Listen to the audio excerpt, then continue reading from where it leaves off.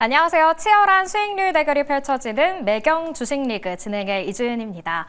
주식 남녀에서 이 코너를 접하셨던 분들은 어라 남성 코치가 어디 갔지 하시는 분들 계실 것 같은데요. 남성팀이 우승을 못해서가 아니라요. 저희가 새로운 모습으로 개편에 따라 찾아뵙게 됐습니다. 그렇다면 매경 주식리그 기존과 룰도 달라졌을지 한번 꼼꼼하게 확인해 보도록 하죠.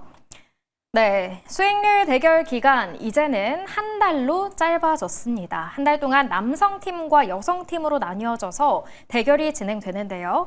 영입가는 방송 다음 날 시초가고요. 수익률은 최고가 기준으로 산정이 됩니다. 더불어 이번 시즌에도 역시나 트레이드권이 존재합니다. 각 전문가들이 단 한 번 상대팀의 유망 종목을 뺏어올 수 있는데요. 방출된 종목은 지정일까지의 최고가 수익률만 인정이 되고요. 트레이드권으로 가져온 종목은 방송 다음 날 시초가로 영입됩니다. 그럼 오늘 함께하는 선수는 누군지도 확인해 보실까요? 남성팀에서는 박철순 전문가가 계속해 주시고요. 여성팀은 최영지 전문가가 출전합니다.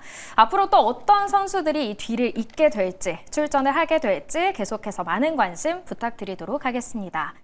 그리고 이번 시즌에도 각 팀의 베스트 11을 확인하실 수 있습니다. 축구의 포메이션과 같은 그림이죠. 수익률 높은 종목들이 라인업을 채워나가게 될 텐데요. 과연 어떤 전문가가 스타 플레이어가 될 수 있을지 기대 많이 해주시기 바랍니다. 그럼 오늘 함께 해주시는 박철순 전문가와 최영지 전문가의 내일장 전략부터 들어보도록 할게요. 저 이렇게 새로운 모습으로 함께하게 됐는데 기대가 되시나요? 네, 일단은 두 달이 아니라 이제 한 달로 이제 그쵸. 대결 기간이 줄어들었기 때문에 조금 더 빨리 움직일 수 있는 걸 가져야 될 것 같습니다. 그래서 오늘도 좋은 정보 가지고 왔으니까요. 이번 달 기대해 주시면 좋을 것 같습니다. 네, 영재 대표님은 어떠신가요? 제가 그전에는 저도 두 달을 했기 때문에 첫 종목에 항상 좀 무거운 종목을 가지고 맞아요. 왔어요. 네. 그래서 한 달이라고 했을 때 조금 더 빨리 갈 수 있는 거를 가지고 오자라고 해서 네. 오늘도 또 열심히 준비를 해왔으니까요. 끝까지 또 시청을 하시기 바랍니다. 역시나 두 분 모두 좀 빨리 갈 수 있는 종목을 가지고 올 것이다라고 포부를 말씀해 주셨고요. 제가 지난 시즌에는 여성팀의 코치였지만 이번에는 팀에 이렇게 들어가 있지 않습니다. 저는 철저하게 중립을 지키면서 수익률 대결을 진행해 보도록 하겠습니다. 그렇다면 먼저 박철순 전문가님의 내일장 전략부터 들어볼까요? 네, 사실 오늘 한중 정상회담 관련된 종목도 집중해야 되고 그리고 CES 2016도 준비해야 되고 그다음에 JP모건 헬스케어 관련주도 준비해야 된다 이렇게 말씀을 드리려고 했는데 한중 정상회담에 대한 기대감이 조금 지금 리스크로 조금 낮아진 상황이기 때문에 엔터지라든지 이런 것들은 조금 천천히 지켜보시는 게 좋을 것 같고요. 그리고 CES 2016 관련된 종목들 뭐 반도체라든지 아니면 로봇이라든지 자율주행 이쪽도 보셔야 되는데 오늘 앞단에서 좀 많이 설명드렸기 때문에 지금은 JP모건 헬스케어 관련주에 대해서 집중적으로 좀 말씀을 드리겠습니다.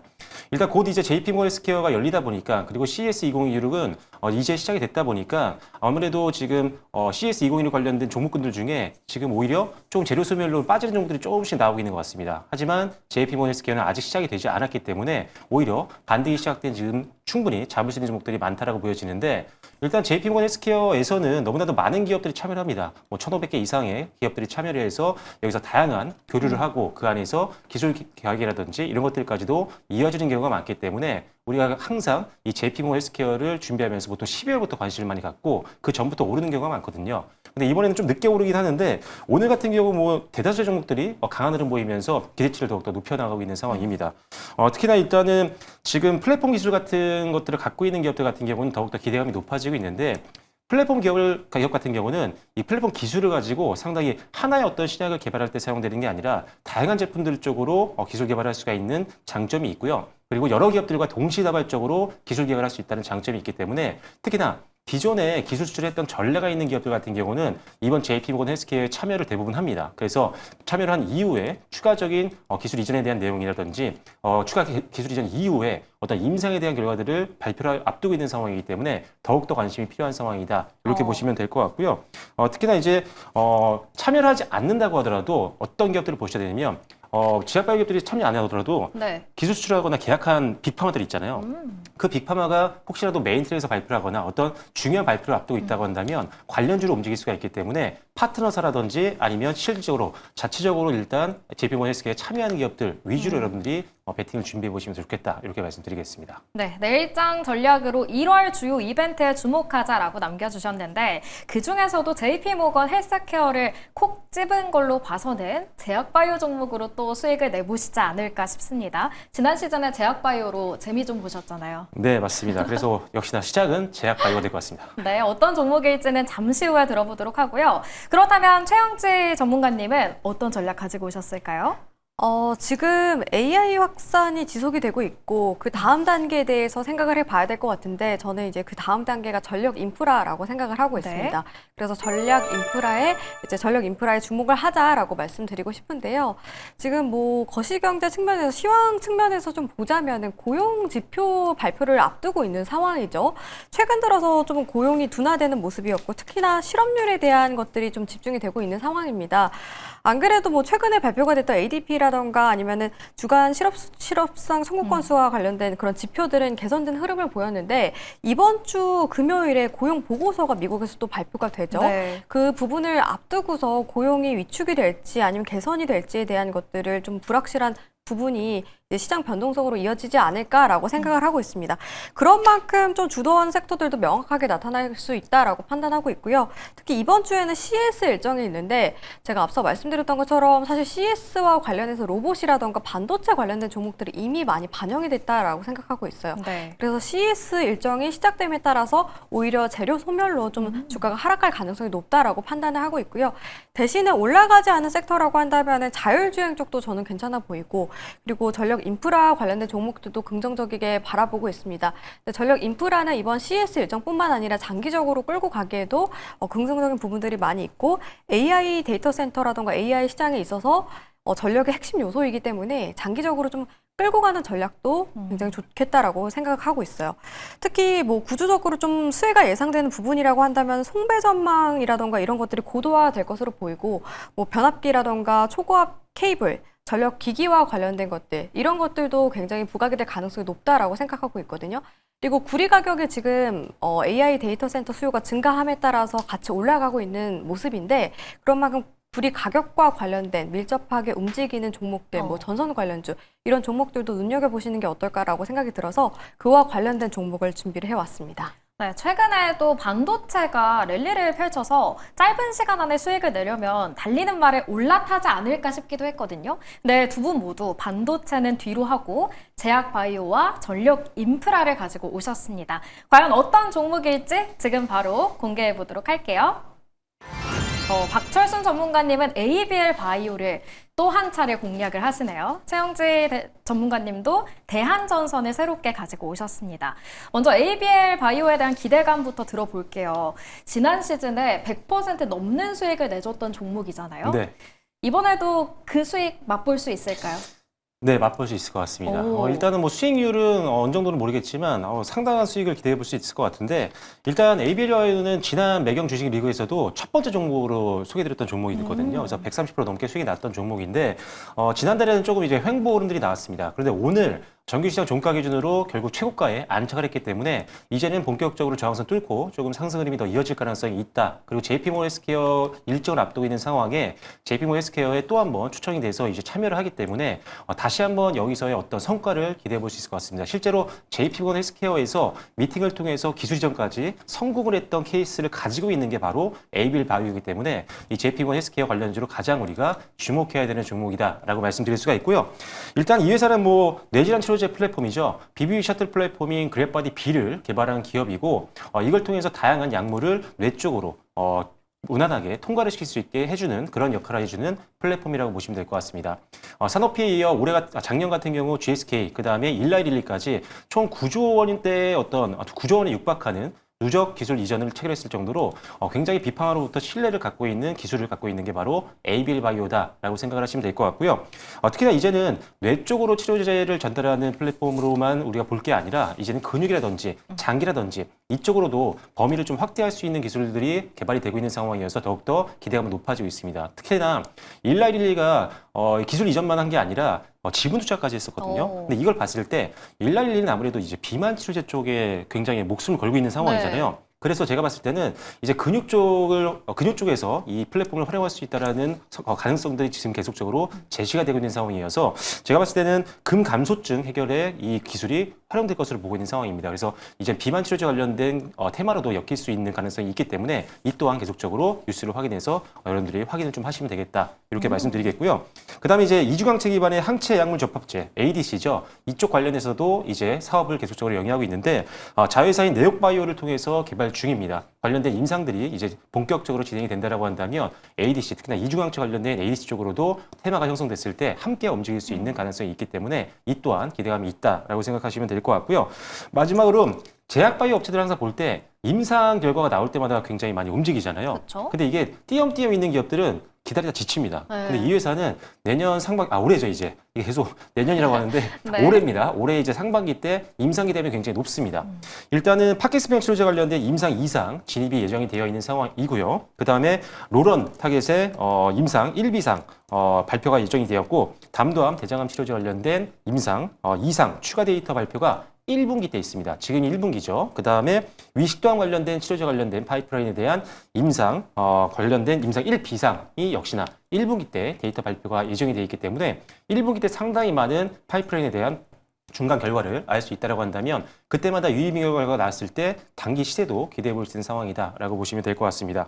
지금 현재 아까 말씀드린 것처럼 실질적으로 굉장히 이제 고점에서 마무리가 됐기 때문에 이제 고점을 다시 한번 높여나가는 흐름 기대되니까요. 앞으로 이번 달에 기대해 주시면 좋을 것 같습니다. 네, ABL 바이오 지난 시즌에 큰 수익을 냈던 종목입니다. 하지만 11월 중순부터는 횡보세를 이어가기 시작했고 오늘 장대 양봉이 오랜만에 나왔는데 가격 전략도 구체적으로 세워주시죠. 네, 현재가 충분히 매수 가능하다고 보고요. 내일장 시초가도 가능하다고 생각합니다. 일단 목표가는요, 25만 원으로 제시해드리도록 하겠고요. 손절 라인 같은 경우는 17만 원으로 제시를 해드리도록 하겠습니다. ABL 바이오 25만 원까지 바라보신다라고 이야기해 주셨고요. 손절가는 17만 원으로 잡아보도록 하겠습니다.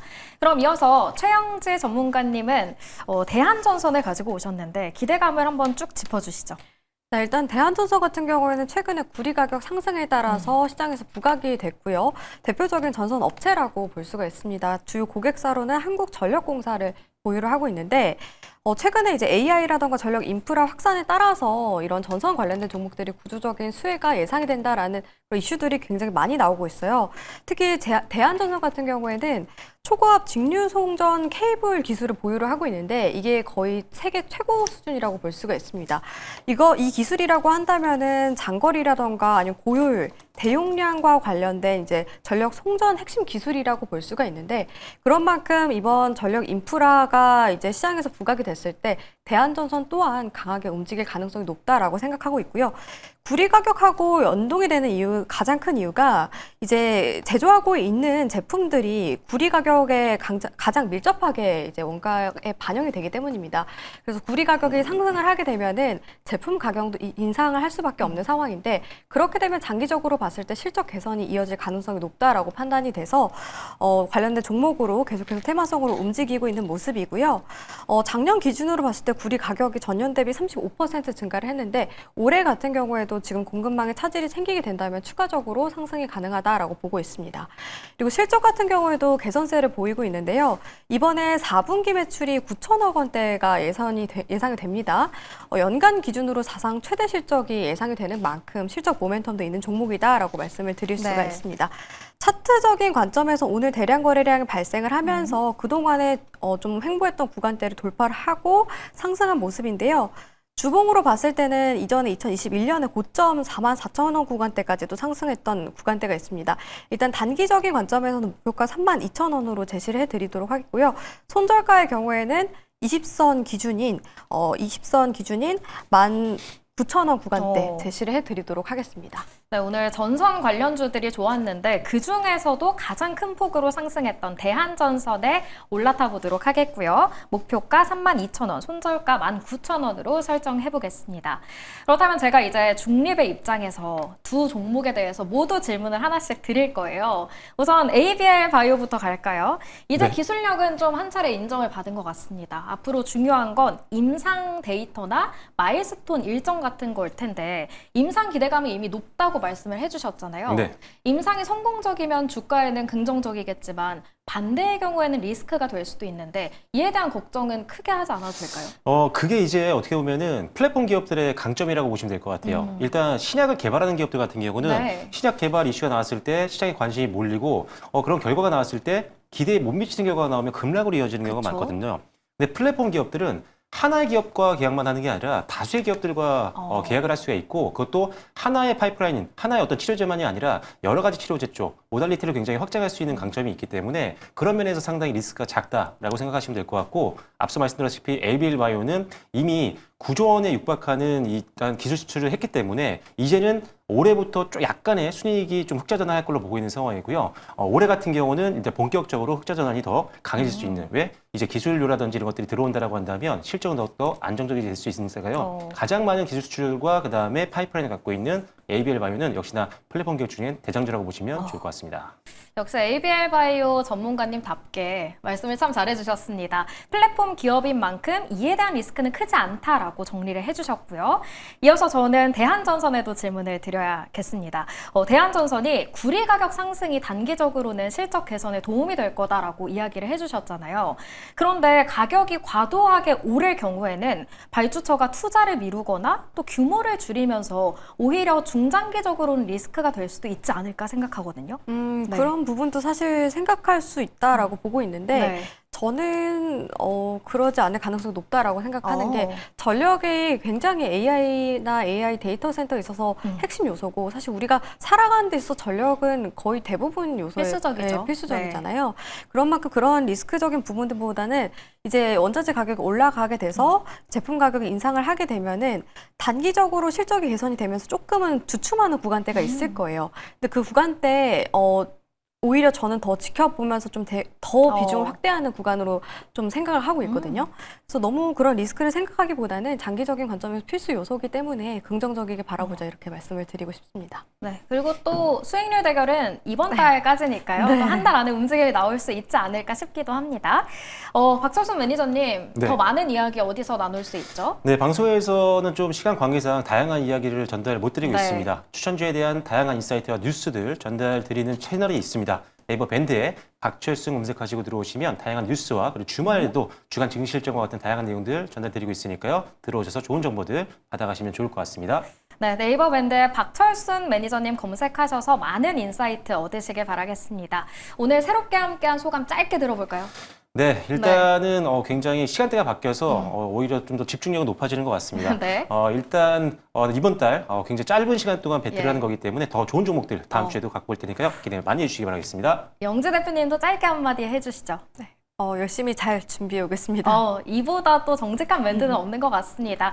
우리 주식남녀에서 함께했던 팀들 계속해서 많은 관심 부탁드리도록 하겠습니다. 야간투자본부 2부 새해를 맞아 새로운 모습으로 찾아뵙는데요. 저희는 항상 알찬 정보 전해드리기 위해 노력하겠습니다.